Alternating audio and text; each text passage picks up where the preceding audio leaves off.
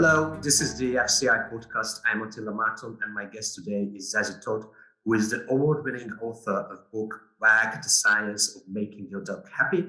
And she's also the creator of companion animal psychology blog and the Pawsitive Post newsletter.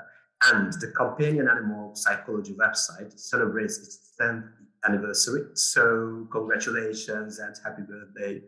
And if you are also, it is a fantastic website. If someone doesn't really know the site, there are a lot of important materials, easy to read, based on scientific papers related to dog behavior.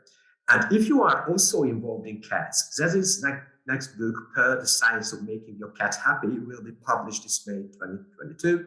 She has a PhD in psychology, is an honors graduate of the prestigious Academy for Dog Trainers, and has an advanced certificate of feline behavior with distinction from International Cat Care. She is originally from the UK. She lives in Maple Ridge, British Columbia, with her husband, one dog, and 2 cats.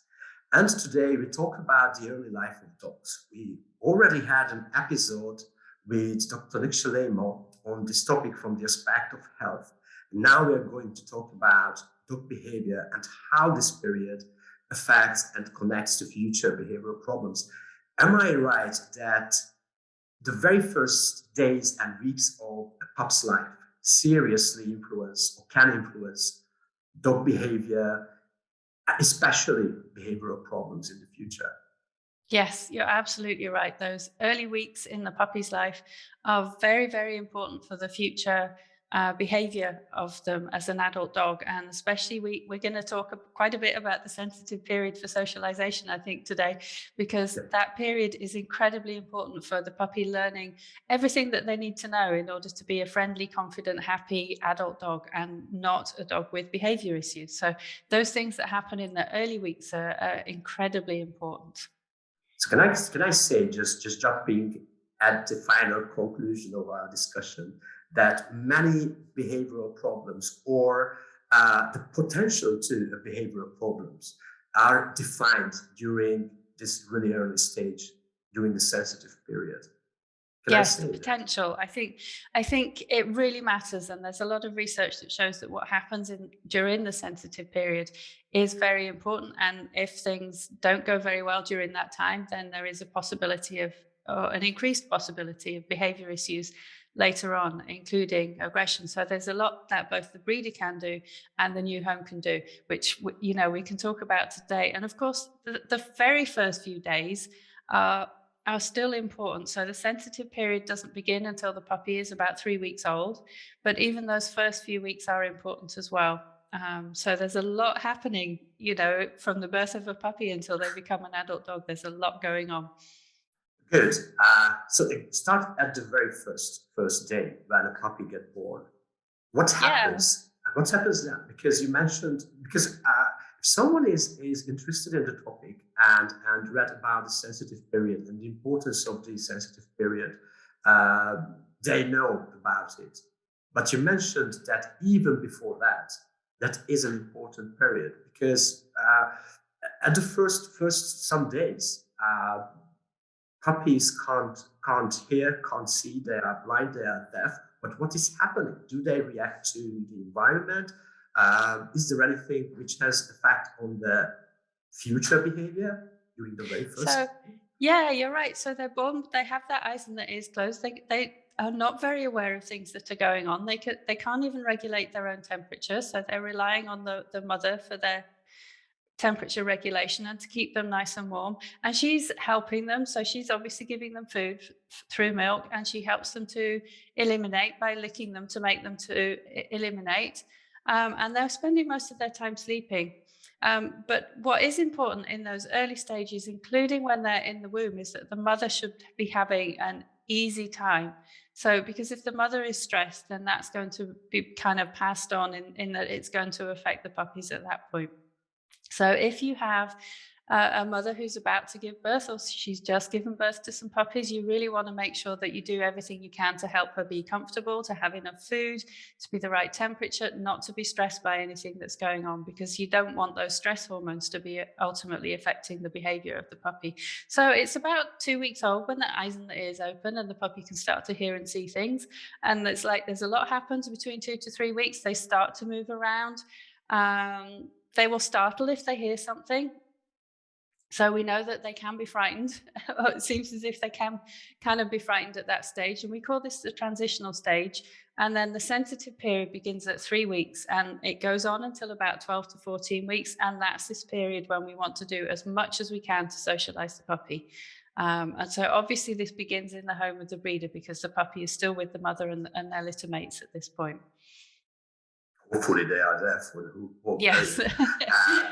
But why do we call this sensitive? Because if something is sensitive for something, it can have a lot of meaning. But as much as I know, it is not just that, okay, I get frightened easily or whatever. If I'm right, we use this word for another reason. Yes, it's a careful choice of words. And in fact, we used to call it a critical period. And that's because in the past, we used to think that if experiences didn't happen during this critical period, then the puppy would never be able to learn those kinds of things. Now we know that the brain is a bit more plastic than that. There can be a bit more learning happening later on. So we call it a sensitive period instead. And it's important to say that this applies across different species. This isn't just something that's special about puppies. Kittens have a sensitive period for socialization as well. That's between 2 and about 7 weeks. So that's earlier. It finishes earlier than for puppies. And also people have sensitive periods for different kinds of things that we don't know as much about as we should do. But some of the early work on critical periods actually came from language learning, and that the idea that you need language input early in your life in order to be able to learn language later on. So all kinds of species have sensitive periods. And in puppies, what we need to teach them is basically what the world is going to be like, that they're going to grow up into and go and live in. So it's a chance for us to expose puppies to lots and lots of different stimuli. And sensitive just means that potentially there is a chance to make up for some of it later on if they miss some things, but really we want to be putting everything we can into getting the puppy set up right for a happy life, because it makes such a big difference to do things in this time.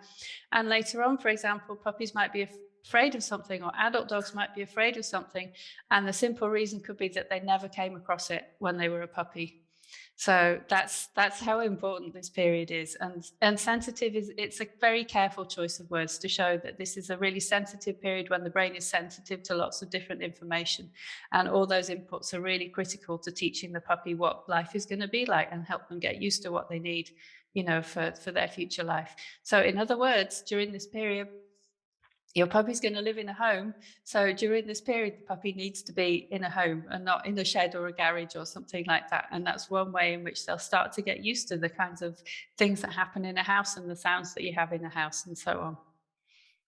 Actually, I really like the word critical in this context because it perfectly shows that why it is important. And I'm really happy you mentioned that it is not just in dogs, but in case of humans, because I think in human psychology, we have a lot of studies about, as you mentioned, skills related to language. If I'm right, if a baby didn't get enough stimuli and enough care, the baby was neglected, then, for example, it will have difficulties with comprehending, understanding complex written text, etc. You can polish these difficulties a bit later, but they can't be the same as if they had been taken care of properly. You can't really fix completely these things, and it can be, if I'm right, it can be the base for many future behavioral problems. Yes, if it is messed up. Yes, and the other way of looking at that is that the better start you give an infant in life, the better the chances they will have later. So the more that you can do to make sure that they're well taken care of, that they have lots of linguistic input, lots of social experiences, and so on, the more you can do to help them, the better things will be later. So those early years for people or weeks for puppies and kittens are really, really important. Yeah. And when we talk about, we always mention, and you also mentioned proper stimuli, what it means, because you mentioned that we have to teach them how to exist, how to be in this world with proper stimuli. But what is a proper stimuli for a puppy at that age? So we call it the sensitive period for socialization, and a lot of these are social stimuli, but obviously it can also be getting them habituated or getting them used to regular household sounds like the dishwasher, the vacuum cleaner, that kind of thing, the TV being on, all those kinds of things, different noises. One thing that people often don't think of, which can become a problem later on, is the sound of fireworks. So it can be a good idea to get them used to the kinds of sounds, loud noises that often they can be afraid of later on if they haven't heard them.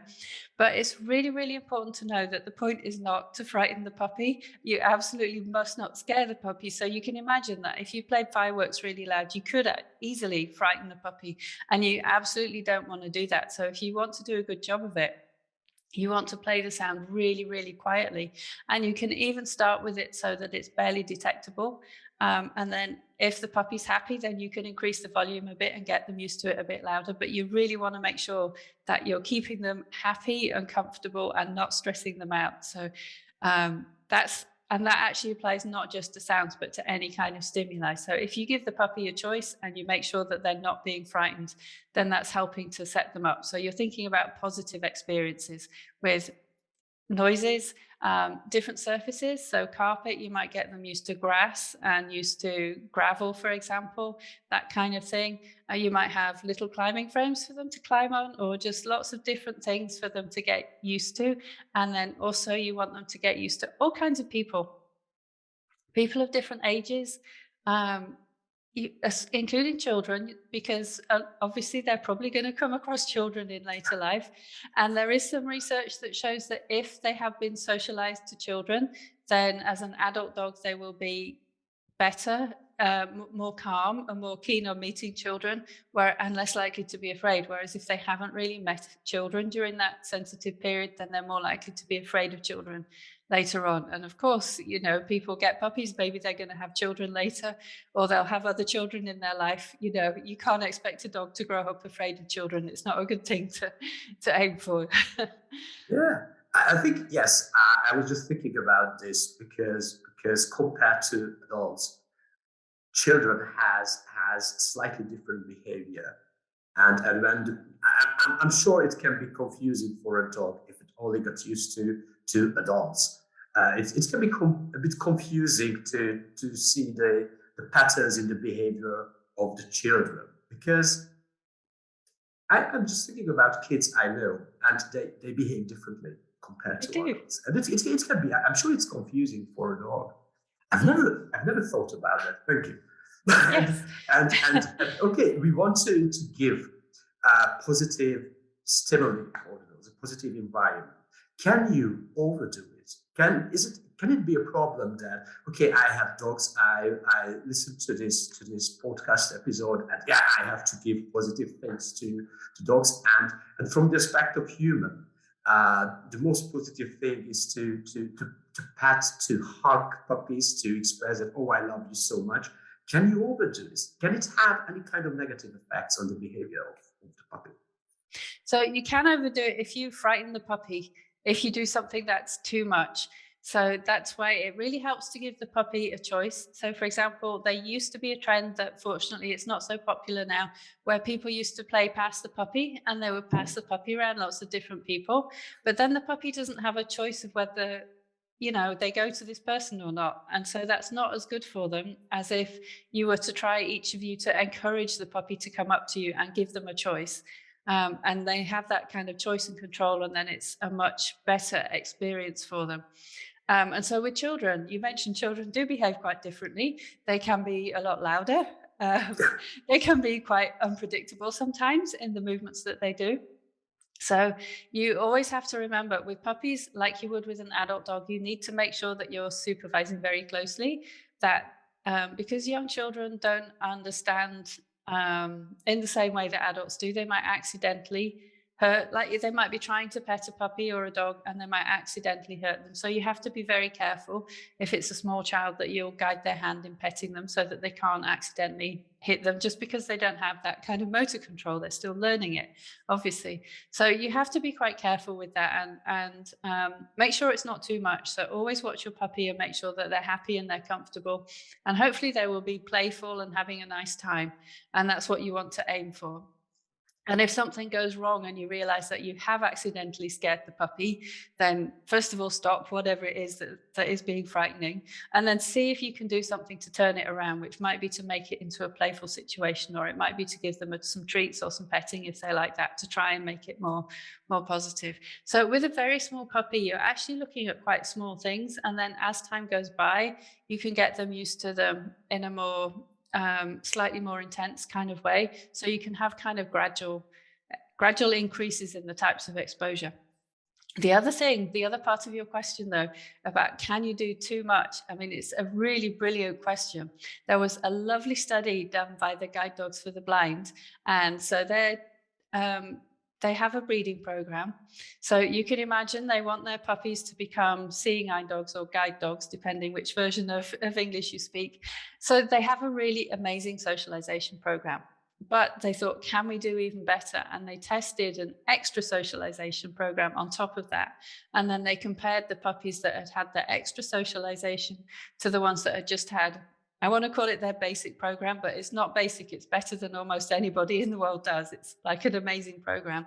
And they found that even then, the extra socialization still made a difference. When they looked at them as young adult dogs, the ones with the extra socialization had fewer behavior issues compared to the ones that had this already very good but more basic program. So from that perspective, so long as you're doing it right, I don't think you can do too much. The more that you do, the better.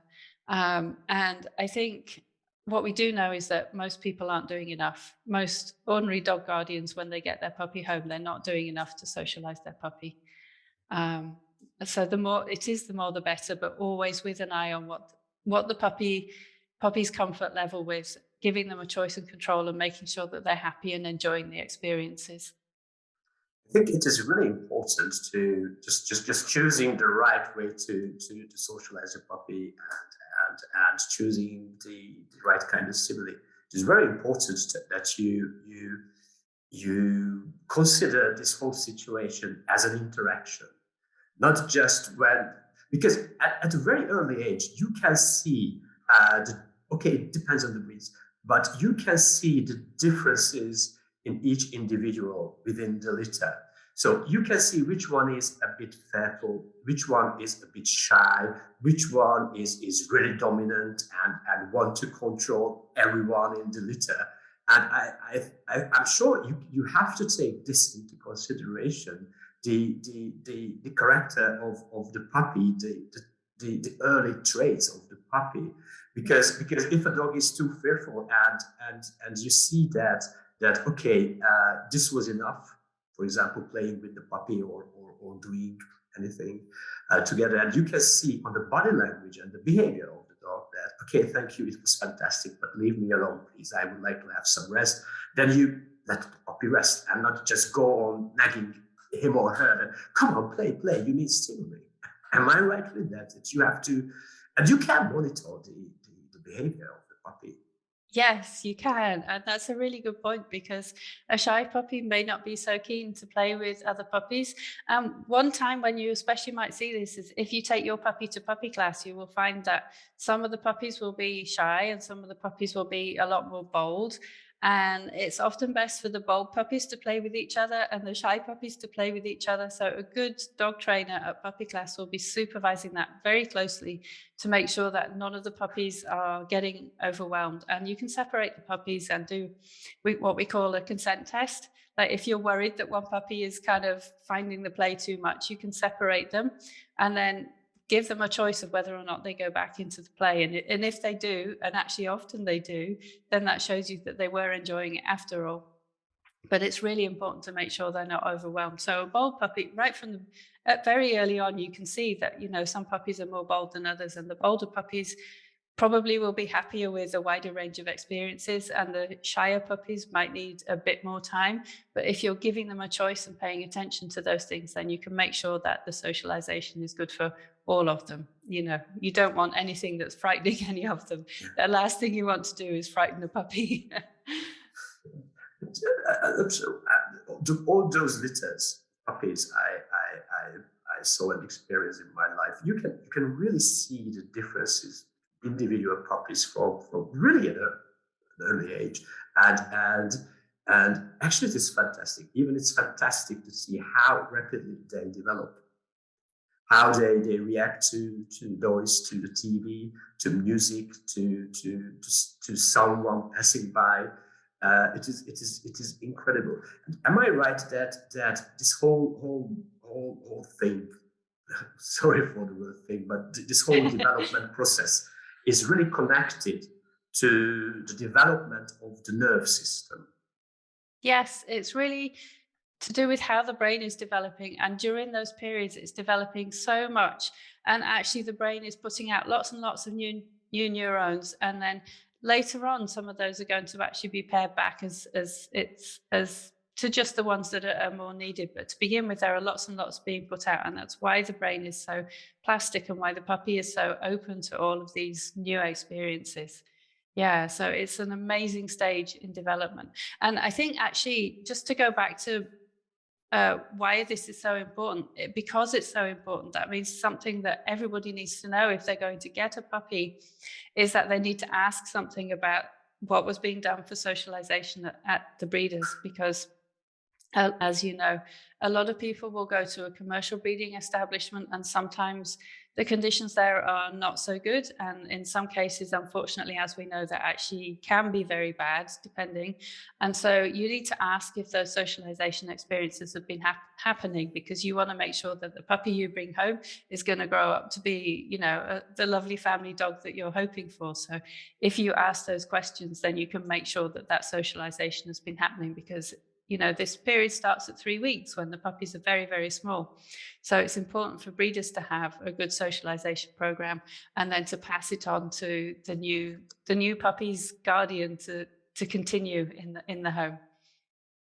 Actually, for me, it is a strange concept that you have a litter of puppies at home, and you don't spend as much time as you can, because they are so cute and lovely and playful, and those I would say stupid look in their eyes, but when you can see that you know what I mean, when they try to figure out the word, but already playful, etc. And it is really good that you mentioned the breeding facilities. Just between the two of us, I still can't understand how it is possible in this era when we know so much about dog behavior and development of behavioral problems, that it is still allowed in some countries to have legal puppy farms, puppy mills, let's call it facilities, and it's still legal to sell dogs in pet shops, because this kind of I wouldn't say this procedure, but this kind of institute is completely against what we are talking about right now, because it is impossible to socialize these dogs. If you put a puppy into a pet shop, I don't know, because I'm Hungarian. I live in UK. In both countries, it is illegal to sell puppies in puppy shops, especially in Hungary. Mm. So for me, it is I don't know why it's okay. Yes, so they should be in a home. I mean, puppies should be brought up in a home. They should be bred within a home. They shouldn't be in a garage. They shouldn't be in a barn. They should be in the house, and they absolutely shouldn't be in a cage and then transported to a pet store. And there is some research that was done in the US that looked at puppies from pet stores and compared them to puppies from responsible breeders. And so they use the pet store as a kind of a proxy for a commercial breeding establishment, because a responsible breeder is going to send their puppy straight to someone's home. They're not going to send it to the pet store. And when you're sending the puppy to the pet store, it's not just where they've come from. It's also then they have the stress of the travel to the pet store, and then of the pet store isn't a home. They're just in a small area there, and people can come and look at them, and the puppy doesn't have a choice. They have nowhere to hide because they're on display so that people can see if they want to buy them. And so what they found was that puppies from pet stores are more likely to have behavior issues as adult dogs than dogs that came from a responsible breeder. And that probably doesn't surprise you, given what we've just been discussing. And then there was a subsequent piece of research done by a different team of researchers. And they thought, well, it is possible that people who know more about puppies are going to go to a responsible breeder because they will know that they should avoid the pet store.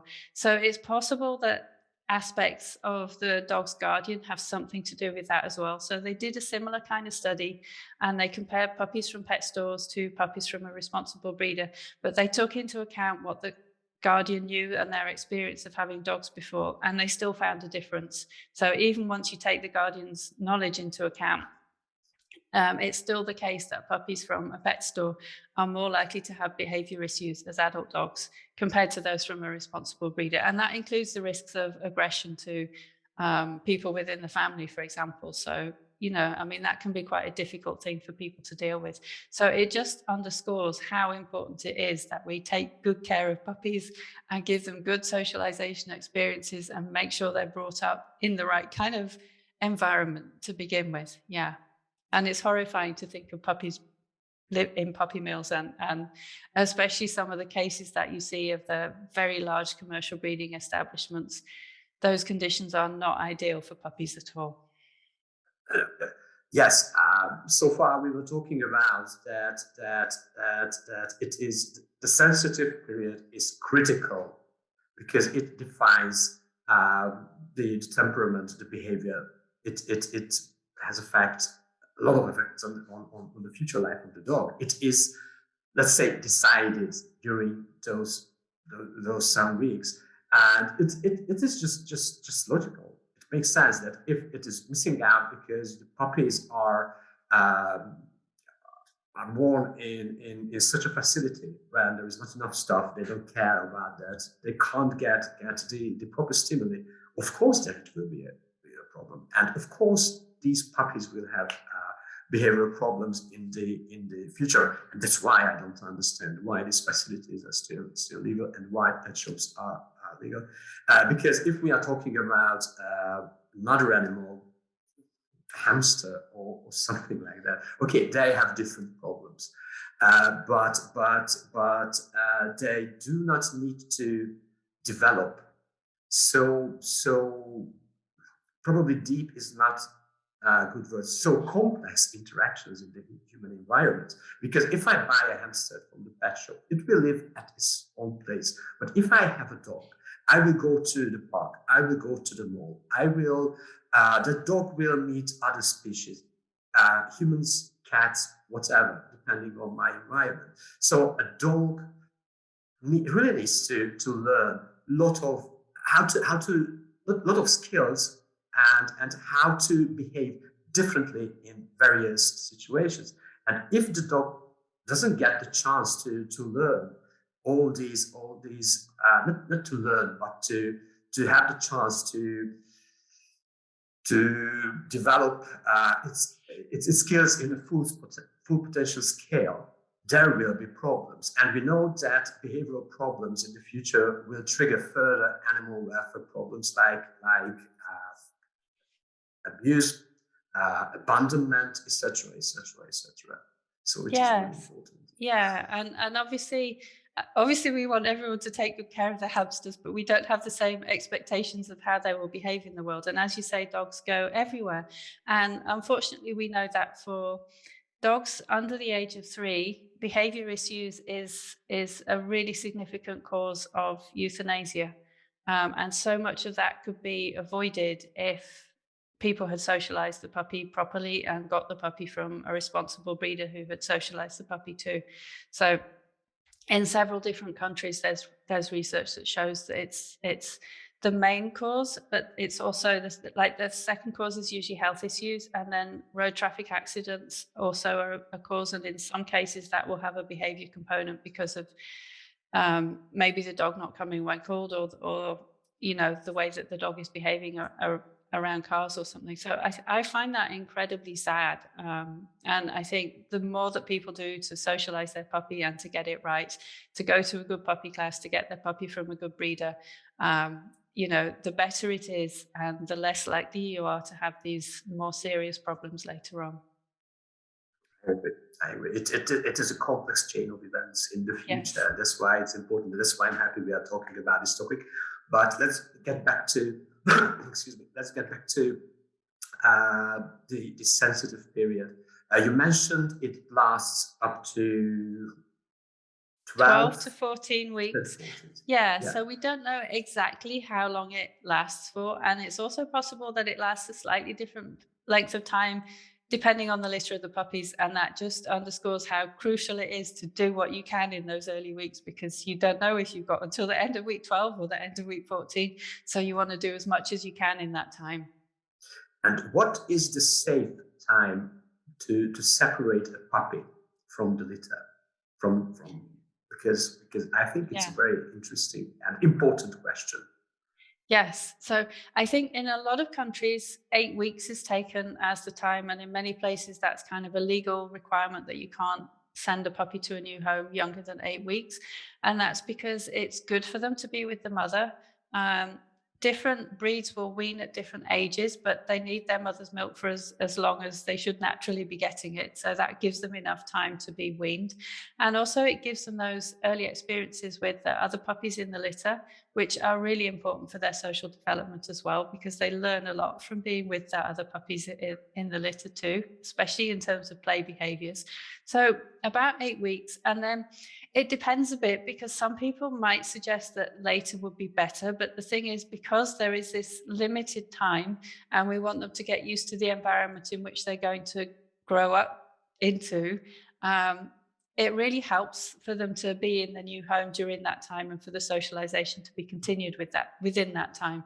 So it's kind of a balance then. So if they were an amazing breeder's home, it would be perfectly okay for them to stay there for longer because they would be getting good socialization.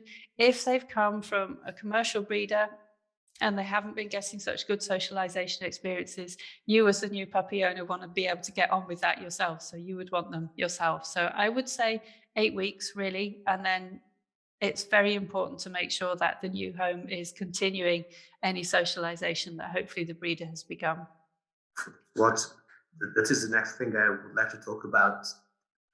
But before that, I don't know if you are involved or familiar with the illegal puppy trade in the EU, in Europe, because the sad thing is that because the puppies can eat on their own from week 4 or something like that, they separate the puppy from the litter with forged papers and everything. As you mentioned, the stress of traveling. If you travel a puppy for hundreds of thousands of kilometers through Europe, it is a stress. The immune system is not that strong, but they are separated from the litter at such an early age. And I'm sure, if I'm right, during week 4, around week 4, they still really need the presence of the mother and the other puppies in the litter, because they are really insecure with the world around them, and it's a huge problem, and it is not a big surprise that if someone buys a puppy from such a source, that it will have behavioral problems in the future. Yeah, so I mean, that's too young. And I think a lot of people turn a blind eye to where the puppy is actually coming from. And so certainly in the UK for a long time, there's been a campaign that you should always see the puppy with the mum. And I know there was an expose some years back on the TV where they found that in some cases people were taking puppies too young, and then they were borrowing an adult dog to pretend to be the mother. So it becomes really difficult. So it's that you have to see the puppy with the mum, actually with the mum, not with the mum in another room, because then it's potential that, you know, they may have got a fake dog to pretend to be there. So you have to be so careful.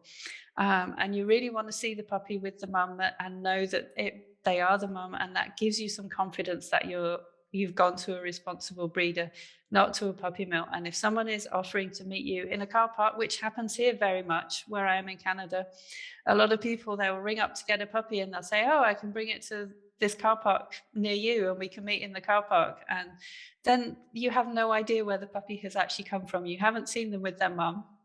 You don't know if the mum is friendly to other dogs and people, or if they're actually fearful, because genetics also is part of it. If you see the mum and you know that she's friendly to people, that gives you some more confidence that your puppy will be friendly to people as well. So if you're just meeting someone in a car park, you have no idea where that puppy is coming from. And I think you have to assume that it's not from the best place, because a responsible breeder would want you to come in and meet the puppy with the mum, because you're then helping to socialize all the puppies in that litter, for one thing, and that you can see that they're doing a good job of the socialization, and they will be wanting to ask you lots of questions about how you're going to care for the puppy, and make sure that you have information from them as well about what you should be doing. So you have to be very, very careful. And I think it's very sad that you have this international trade in puppies. And people have to be so careful when they're getting a puppy to make sure that they're not participating in that and not supporting that. It's a huge business, and it triggers so many dog welfare matters that it is incredible. And I'm a bit shocked to hear that this car park protocol is not just present in Hungary, because there are many campaigns for people that, okay, you wake up in the morning at 9 and you decide you want to have a puppy immediately. Please don't go to Facebook and find the first available dog on the lowest price, and don't go to a car park or at the parking lot of the mall just to pick up a puppy in the afternoon, because it's probably coming from a source you shouldn't trust. And it really starts a lot of the welfare problems for sure. So what is your advice, you mentioned, but just to sum up, if a puppy goes to a new home, because, okay, a puppy comes from a responsible breeder, and it starts its new life at the new home, and especially if the sensitive period is still on. Okay, everyone is happy about the puppy. If you have kids, it's an absolutely different situation. You told the basics, the proper stimuli, the positive stimuli, teach the dog what to do, how to do. What is your advice for a new owner, for a new home, when a puppy arrives in its, for example, when it's between 8 to 10 weeks old? What are the most important things to consider? Yeah, so you need to make sure that you're doing everything you can to socialize the puppy in a way that gives the puppy a choice and encourages them to interact with things and doesn't make the puppy scared. And if you have a shy puppy, you need to recognize that and advocate for your puppy and not let other people come and frighten your puppy. And I would recommend signing up for a good puppy class, because at least here, dog training isn't regulated. You do have to look carefully at the trainer and make sure that they're going to use positive reinforcement and that they are a good trainer. But a good puppy class will help you with the socialization. It will focus more on socialization rather than obedience, because you can teach obedience at any age and puppies learn so quickly anyway. And ideally, it will also have some play sessions in it that are carefully supervised, because especially for puppies that have come from puppy mills, they may have missed out on some of those play opportunities, but that can help your dog be more calm around and friendly around adult dogs as well, which again is one of those things that we want puppies to do. So really just focus on learning as much as you can about socialization and doing as good a job of it as you can as well.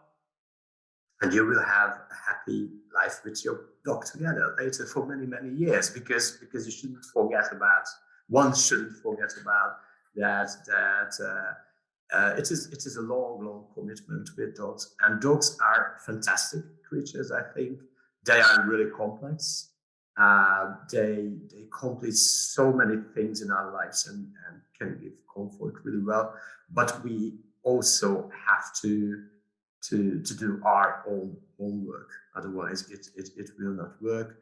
And I'm really thankful you accepted my invitation, because this is a really important episode, because there are so many dogs in the world with behavioral problems. So many dogs are abandoned, abused, physically abused, if they misbehave. And as I said, in many countries, it is a kind of a solution to euthanize dogs, which is a very sad thing. And behavioral problems are it is also a complex topic, and it does matter. Those early, some days, some weeks, some months. And it is important to understand why it is important where a dog comes from. It is important. Otherwise, rehabilitation is another topic. It is possible, but it takes much longer than properly choosing a puppy and properly starting to socialize, and later to teach, to train, etc. Tricks are really cool, but I had conversations with people who were complaining that, oh, I have a stupid dog. My dog is not that's cool because it's unable to make tricks. But I said, come on, your dog is completely well socialized, well behaving. That's what matters. So yes, when the dog is socialized, then later can come the tricks. But we need to understand that they have to complete a very complex duty in our society. And they are really ready, really open and eager to learn this. And we have the obligation to show them what we expect and how to understand the world of humans. So thank you so much, Zazie, for accepting this invitation for this episode. And I do hope we will talk later. So thank you so much again. Thank you. It's been a real pleasure to chat with you. Thank you very much. Thank you. Bye-bye. Bye.